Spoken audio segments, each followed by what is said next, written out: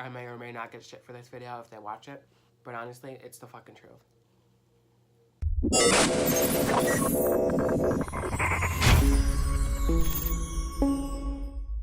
Hello queens, and welcome back to another fantastic week with Playing the Game once again. Bitch, you already know the deal with that. So today we are having a mukbang because I've never had a mukbang before. If you are wondering what's in my background, I am actually in Vermont right now, and I just took a very mini brief, just a day to myself. Tomorrow I'm actually going out. I don't know if I'm doing a vlog as well, so I don't know if the vlog's gonna be out before this or after this. So I figured let's do a mukbang because I've never had a mukbang, but I also want to talk about just my mental state recently. So I figured why not do mental state food all together. Bitch, I have 2 liters of Sprite ready. I have Ritz chips. I have wings from Domino's, bitch, and then I have a large pizza. Oh my god. So let's just dig in. Let's just dig into why I am on this treat by myself. And yeah, so let me get some fucking food. So I got the California white pizza. My mouth is like literally watering. Oh my god. This pizza is so good. Sorry about my jaw clicking, I can't help it. Okay, and I don't have plates, I don't have napkins, so I literally am using tissues as napkins, so don't judge.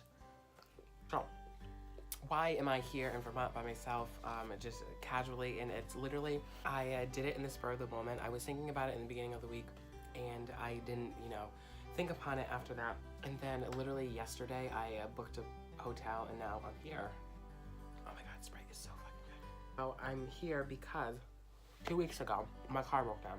It didn't break down, it just had a weird sounding, like literally, if you guys watched my unboxing of the new Apple Watch, love it by the way, you saw that my car was making weird noises that day. And I hear this weird like clicking, like whistling of a bird, literally. And I was like, what the fuck was that? So that happened, and I brought it to the dealership it happened on Friday. On Saturday, I brought it to the dealership. Then Sunday afternoon, they called me and they said that there was 4 things wrong with it. Thinking to myself, oh my god, great, this is gonna cost me a whole bunch of fucking money, and I don't have the money for that.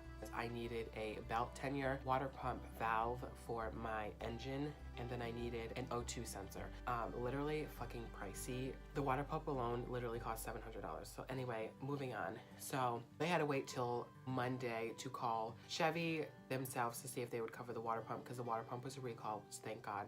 And they said that they might be able to do the water pump as well, which would literally save me so much fucking money. So on Monday they called, they said that they are gonna do the valve, obviously because it's a recall, I have to. And they might be able to, because of my mileage, they might be able to do the water pump. They tell me that information, and they said, so you want us to start working on your car? I was like, yes, work on my car, do the things that you can do, and that's fine. So they were supposed to get the parts on Tuesday morning. They didn't. They got one part on Tuesday morning, and the next part was on Tuesday evening. So then Wednesday morning, I'm calling them, and I'm like, so is the car done? And they're like, yes, we're just waiting on the aftermarket people to get back to me. I was like, okay. Wednesday, I was sick. Like, literally, I didn't even leave the bed at all. So I was calling them every 4 hours to be like, what's going on? Are they getting back to you? Like, what's the deal? All you need to do is a fax. So he tells me that they sent the fax over, but they forgot the mileage. So they were waiting back to hear from the second fax, which was annoying. All of Wednesday, my car was done, but I couldn't drive it because I was waiting for the aftermarket people. I was furious at the aftermarket people because I was like, what is taking so fucking long? Why are you like holding my car hostage, basically? So then Thursday morning, Thursday afternoon actually, I called and I'm like, what's the deal? I haven't heard anything. You said you guys were gonna call me yesterday. I didn't hear a word, they didn't call. So Thursday afternoon, I called them like, okay, you guys said you were calling me. What's going on? Like, what's going on with my car? And he was like, well, we still haven't heard back from the aftermarket people. I'm like, what the fuck? Like, it doesn't take this long to send over a fax. It's literally a 2-second process. I hang up the phone with them. I wait a couple hours. Nothing. I hear nothing. So I literally called the aftermarket people back myself, and they were like, we never received a second fax with your mileage. We have the one without the mileage, but not the second mileage. So then I'm thinking to myself, what the fuck is going on? Long story short, 30 minutes after I called both of them at the same time, my car was ready. So then I get it back. After I got the car, I went to Chevy, over to Chevy, because it's like right across the street. And I said, so when can I bring the car in? And they're like, oh, Tuesday. Mind you, I went there on Friday to get my car from the mechanics, and then I went over to Chevy and they said Tuesday. So I literally have to go all weekend without a damn car, just sitting in my driveway because I can't drive it. Oh my god, this chicken wing is so good. Pause, I gotta eat this whole chicken wing right now. Anyway, I was like, whatever. So backtrack. Up until Friday when I went to the Chevy place, me and Katrina were sharing her car, which was fine. I was dropping her off, picking her up, she was dropping me off and stuff like that. So, I mean, it worked out fine. So then this past weekend was probably the most difficult weekend, which really pushed me over the edge of emotions and stuff. So Sunday, Katrina texted me after dropping me off and says, she was like, guess what just happened? And I was like, what? And then she sends me a picture of her check engine light on. I'm like, are you serious, girl? Like, my car's down, your car's gonna be down. Like I said, we were taking her car back and forth. Like, she worked grave, I worked swing. So 2 to 10 is swing, 10 to 6 is grave. So she would drop me off at 2 o'clock. She would come in at 10 for her shift, and then I'd take her car home and pick her up at 6. So her check engine light came on, so I didn't want to do that. I didn't want to do the extra trips back and forth for no reason. So I texted my cousin, and I was like, so Katrina's check engine light just came on. I don't want to make more trips in her car not knowing what's wrong, so can you please come pick me up? This is where I literally got pushed over the edge. All this shit happened between my car and all the stress of that, and then Katrina's car just happened, stress of that, and my car's not even fixed yet, so both of the stresses together, and then this stress on top of it, literally I had a mental breakdown. I texted her at 3:54. No response for 2 hours. So at like 5 o'clock, I was like, so I need to know because I need to plan my night accordingly. So can you please tell me and get back to me as soon as you read this? Again, 2 hours passed by, fucking nothing. And then I was like, whatever, I'll figure it out. That aggravated me so fucking much. Like, honestly, it wasn't the fact that she said no because she didn't say anything. Ghosting me like that and not even responding literally pissed me the fuck off. Like literally, I don't even want to talk to them anymore. Like, it literally pushed me over the edge. If she would have texted me back and said, no, I can't do it, I don't have the gas, I have to watch my children, stuff like that, I would have been aggravated, of course, obviously, but I would have got over it. But the fact that she ghosted me literally pissed me the fuck off. Like, honestly, to no end. So then I texted Kelsey, I was like, I literally need to go somewhere. I'm literally sitting here doing homework at work and I'm fighting back the tears because like I'm just so fucking stressed right now. Because like I couldn't. It's more than just the stress on the cars. It's not being able to depend on anybody besides a couple people in your life, literally Kelsey and Katrina. I'll spill the tea right here, bitch. And honestly, it was ridiculous. The whole situation, and which brings us here today, eating mukbang in Vermont. Honestly, girl, I'm only here for a night. I drove up this afternoon because I worked this morning, and I'm only staying till tomorrow. But I'm going to like a small little fall village town tomorrow, which is gonna be super fun. I can't wait. I hope like the foliage is good. I really needed to just get away, and I tweeted the other day that I wanted to really go to Vermont, and I was like, whatever, let's do it.